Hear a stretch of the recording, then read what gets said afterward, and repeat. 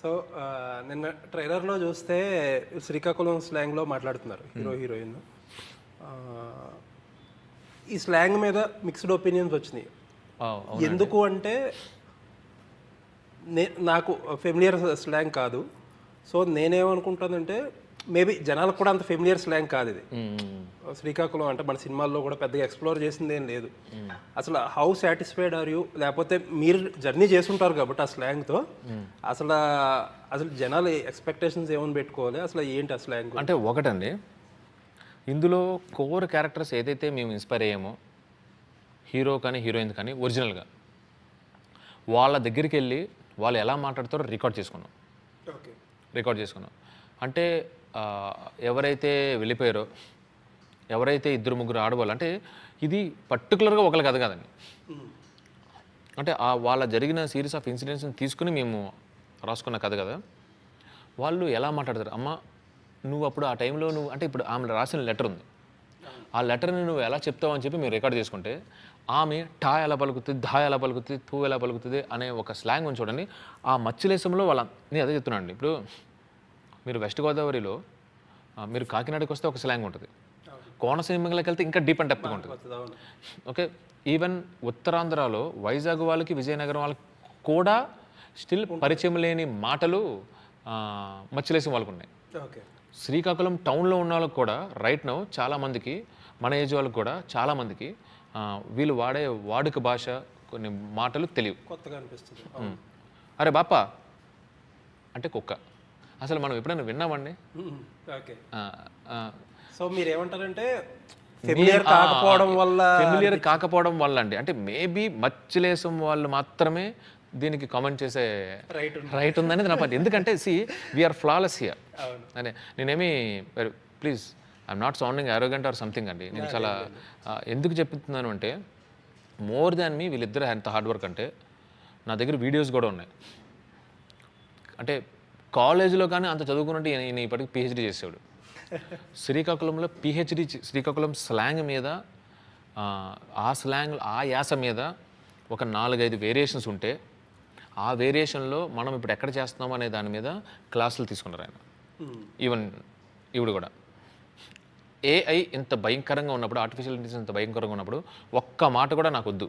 ఒకవేళ నేను ఏమన్నా తప్పు చెప్పి నేను 80% రీచ్ అయినంటే, ఆ 20% of the blame I'm ready to take to correct my self again అనే అంత డెడికేషన్ ఎవరిది, నాకు చేతనేది. డబ్బింగ్ చెప్తున్నప్పుడు యువతల పక్క ఒక ప్రాపర్ శ్రీకాకుళం నుంచి ఒక అసిస్టెంట్ డైరెక్టర్, ఇంకొక ఇంజనీర్ ఫ్రమ్ శ్రీకాకుళం, అవతల పక్క ట్యూటర్ బోర్డు మీద ట త ప ఇలా రాసి, అంటే ఇవన్నీ మీకు, అంటే మీకు మేబీ ఆ తర్వాత మేము ఒకసారి నేను పంపిస్తాను, ఫొటోస్ పంపిస్తానండి. అంత డీటెయిల్గా ఫా పలకాలి సార్, పిహెచ్ఏ ఫా అది అలా రాసుకుని పలికిందండి. So it took so long. అంటే నేనేమన్నానంటే, మనం ఇప్పుడు ప్రీవియస్ మూవీస్లో ఏదైతే కామెడీ కోసమో, ఏదైతే నార్మల్గా ఒక క్యారెక్టర్ కోసమో ఎక్స్పోజర్తో జడ్జ్ చేయడం కరెక్ట్ కాదండి ఉన్నారు. కానీ నేను అదే చెప్తున్నానండి, మీరు ఆ ఆముదాల వలస దగ్గర నుంచి ఆ మత్స్యలేశం పీపుల్ కానీ అరే కరెక్ట్గా రాలేదే అని అంటే మాత్రం I'm ready to take. Okay, so in fact Naga Chaitanya గారికి అయితే ఇంకా కష్టం, ఎందుకంటే ఆయన స్లాంగ్లో కొంచెం అర్బన్ స్టైల్ ఉంటుంది జనరల్గా. కొంచెం కాదండి, చాలా ఉంటుంది. అది ఆయనకి పరిచయం లేని భాష, యాస, పరిస్థితులు, అంటే హీ డజంట్ నో. నేను ఇంకొక రకంగా ఏమనుకుంటున్నానంటేనండి, వెన్ ఇట్ కమ్స్ టు, ఇప్పుడు ఎవరైనా, ఇప్పుడు అంటే కొంచెం వివరంగా విపులంగా చెప్పడానికి, నేను కోల్కతా వెళ్ళామండి. మనకు కొన్ని పుస్తకాల్లో కానీ మామూలుగా కానీ కొన్ని పరిచయాలు, కోల్కతా ఎలా ఉంటుందో అక్కడ ఇలా లాగుతూ ఉంటారు మనుషులే, రిక్షాని లాక్కుంటూ వెళ్ళిపోతారు. మనం రోడ్డు మీద చూసినప్పుడు, వైల్ మీరు డాక్యుమెంటరీ తీద్దాం అనుకున్నప్పుడు, మనం అలా వెళ్ళిపోతున్నప్పుడు అదొక పాసింగ్ ఎలిమెంట్ అంతే. మనకి ఒక ఫారినర్ వచ్చాడు కోల్కతాకి, while he was watching into ఒక మ్యాన్ ఇంకొక అతన్ని ఎక్కి దాంట్లో విచిత్రంగా కనపడి, అంటే ఇట్ అట్రాక్ట్స్ హిమ్. సో నేను బాగా తీస్తాం ఆ డాక్యుమెంటరీ అంటే, ఒక ఫారినర్ బాగా డాక్యుమెంటరీ తీస్తారంటే he is expertise in that, because each and every, అంటే రైస్ని జూట్ బ్యాగ్లో పెట్టారే ఆశ్చర్యం. అంటే ఒక గొడ్డు లాక్కెళ్తుందేంటి, గొడ్డు కూడా కదా మనిషి లాక్కెళ్తున్నాడు ఏంటి, it should be a mission కదా ఒక మనిషిని లాక్కెళ్ళేది అనేది అతనికి ఉంటుంది. కానీ అలాగా మేబీ మీకు నాకు కొంచెం మన పల్లెటూరులో అవన్నీ పరిచయం ఏమో, ఈయనకి డీప్ అండ్ డెప్త్ పరిచయం లేదేమో తెలియదు కానండి. అండ్ అతనిలో ఉన్నది ఏంటంటే అతి మంచితనం.